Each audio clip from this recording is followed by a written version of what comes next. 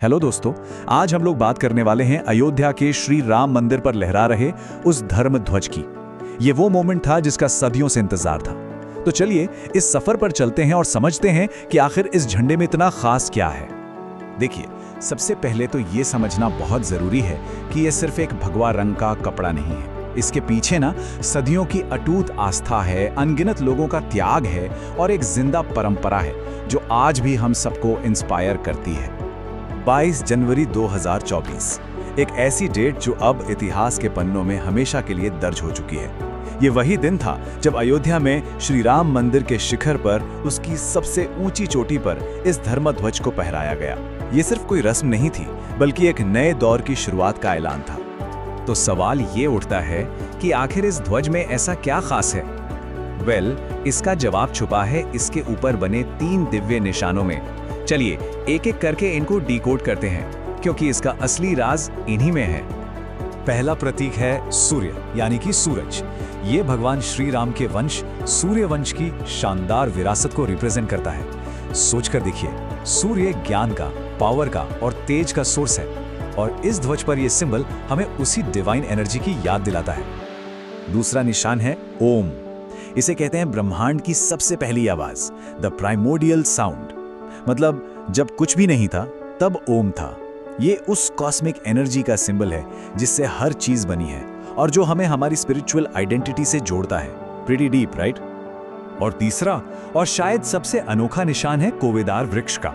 ये कोई आम पेड़ नहीं है, बल्कि एक पवित्र डिवाइन ट्री है। पुरानी कहानियों में इसे पारिजात और मंदार का संगम माना गया है। तो ये पेड़ सिंबल है धर्म की गहरी जड़ों का और समाज के विकास का, कि कैसे ट्रेडिशन और प्रोग्रेस एक साथ चल सकते हैं। ओके, तो हमने इस ध्वज के सिंबल्स तो समझ लिए, लेकिन अब बात करते हैं उस मोमेंट की जब इसे फहराया गया। क्यों था वो अपने आप में एक इतना बड़ा ऐतिहासिक पल? ये एक साधारण रस्म से कहीं ज्यादा था। जब प्रधानमंत्री मोदी ने इस ध्वज को मंदिर के शिखर पर स्थापित किया, तो वो सिर्फ एक सेरेमनी नहीं थी, वो एक हिस्टोरिक पल था। एक ऐसा मोमेंट जो भारत की सांस्कृतिक और आध्यात्मिक चेतना में एक नए चैप्टर की शुरुआत कर गया।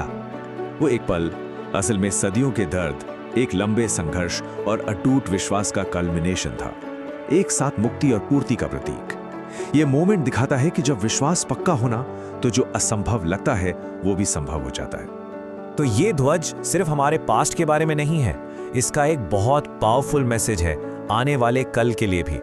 आने वाली पीढ़ियों के लिए ये क्या संदेश देता है? ये ध्वज हम सबको भगवान राम के उन आइडियल्स की याद दिलाता है जो आज भी उतने ही रेलेवेंट हैं। सत्य यानी सच्चाई, मर्यादा यानी डिग्निटी, न्याय यानी जस्टिस, करुणा यानी कंपैशन और सेवा यानी सर्विस। यही तो वो वैल्यूज हैं जो किसी भी समाज को महान बनाती हैं।